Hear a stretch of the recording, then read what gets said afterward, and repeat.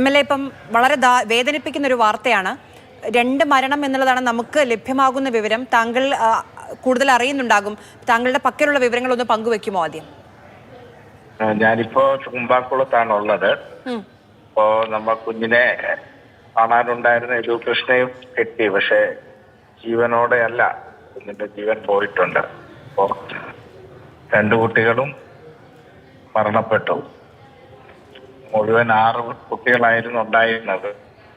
അതിൽ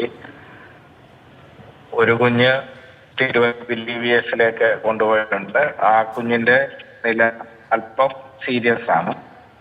മറ്റൊരു കുഞ്ഞിന്റെ കൈക്കൊരു പൊട്ടലുണ്ട്. അതിനെ കോട്ടയം മെഡിക്കൽ കോളേജിലേക്ക് കൊണ്ടുപോയിട്ടുണ്ട്. മറ്റൊരു കുട്ടി അതിനെ വീട്ടിലേക്ക് വിട്ടിട്ടുണ്ട്. കൂടുണ്ടായിരുന്ന ഓട്ടോ ഡ്രൈവർക്ക് തലയ്ക്ക് ചെറിയൊരു പരിക്കാണുള്ളത്. അത് ഗുരുതരമല്ല. മറ്റൊരു കുഞ്ഞിന്റെ അമ്മയുണ്ടായിരുന്നു കൂടെ. ആ അമ്മയ്ക്ക് മറ്റ് കാര്യമായ പരിക്കുകളൊന്നും ഉണ്ടായിട്ടില്ല. 4:30 സമയത്തായിരുന്നു. SN പബ്ലിക് സ്കൂളിലെ കുട്ടികളായിരുന്നു. തൂമ്പാക്കുളം ആ പ്രദേശം എന്ന് പറഞ്ഞാൽ വനത്തോട് ചേർന്ന് തീർത്തും മലയോര കോന്നിയുടെ ഏറ്റവും ടോപ്പുള്ള മേഖലയാണ്. യാത്ര ഒക്കെ പ്രയാസമുള്ള സ്ഥലമാണ്. ഓട്ടോയിലും ജീപ്പിലും ഒക്കെ ആയിരുന്നു ഇവിടുത്തെ കുട്ടികളെ സ്കൂളിലേക്ക് അയക്കുന്നത്. അപ്പോ ഡ്രൈവറുമായി സംസാരിച്ചപ്പോൾ അദ്ദേഹം പറഞ്ഞത്, പാമ്പിനെ കണ്ടു, ചവിട്ടി, വണ്ടി കയ്യിൽ നിന്നില്ല, കൊക്കയിലേക്ക് മറിഞ്ഞു എന്നുള്ളതാണ്.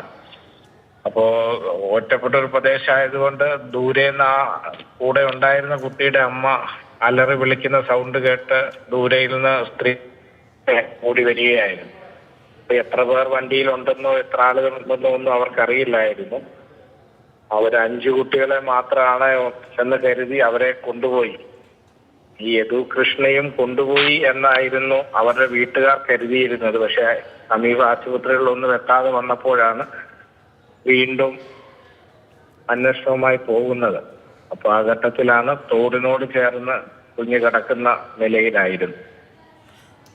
നമ്മൾ ഈ ദൃശ്യങ്ങൾ ഇപ്പോൾ കണ്ട്, ഓട്ടോറിക്ഷ പൂർണ്ണമായിട്ടും അതിന്റെ ഫ്രണ്ട് ഭാഗമൊക്കെ പൂർണ്ണമായും തകർന്നു പോയിട്ടുണ്ട്. ഈ പാമ്പിനെ കണ്ട് വെട്ടിച്ചപ്പോഴാണ് അപകടം ഉണ്ടായതെന്നാണോ ഡ്രൈവർ പറഞ്ഞത്? അതെ, ഡ്രൈവർ അങ്ങനെയാണ് പറയുന്നത്. ഡ്രൈവറും ഞാൻ കൂടെ ഉണ്ടായിരുന്ന കുഞ്ഞിന്റെ അമ്മയുമായി സംസാരിച്ചു. അപ്പൊ ആ അമ്മയും പറയുന്നത് അങ്ങനെയായിരുന്നു. ഈ അമ്മയുടെ ഒരു സൈഡിൽ ആ അമ്മയുടെ മകനും മറു സൈഡിൽ ഈ യദുകൃഷ്ണയുമായിരുന്നു.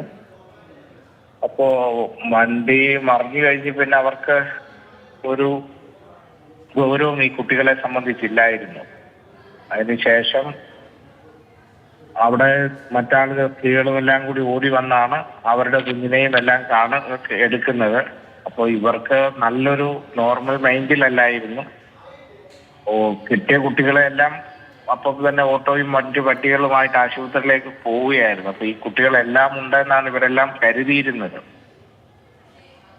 ആ ആദ്യത്തെ കുഞ്ഞിന്റെ ദേഹത്തുകൂടി വണ്ടി കയറിയിരുന്നു. അതാണ് ആ കുഞ്ഞ് അപ്പോൾ തന്നെ ആശുപത്രിയിൽ എത്തിയപ്പോൾ തന്നെ മരണപ്പെടുന്ന ശരിയായിരുന്നു. ഇപ്പൊ MLA സംസാരിച്ചപ്പോൾ ഒരു കുട്ടിക്ക് കുറച്ച് സീരിയസ് ആണെന്ന് പറഞ്ഞു. ആ കുട്ടീനെ ഇപ്പൊ എവിടേക്കാ കൊണ്ടുപോയിട്ടുള്ളത്? തിരുവല്ല ബിലീവിയേഴ്സിലാണ്. അതിന് വാരിയലിന് പൊട്ടലുണ്ട്.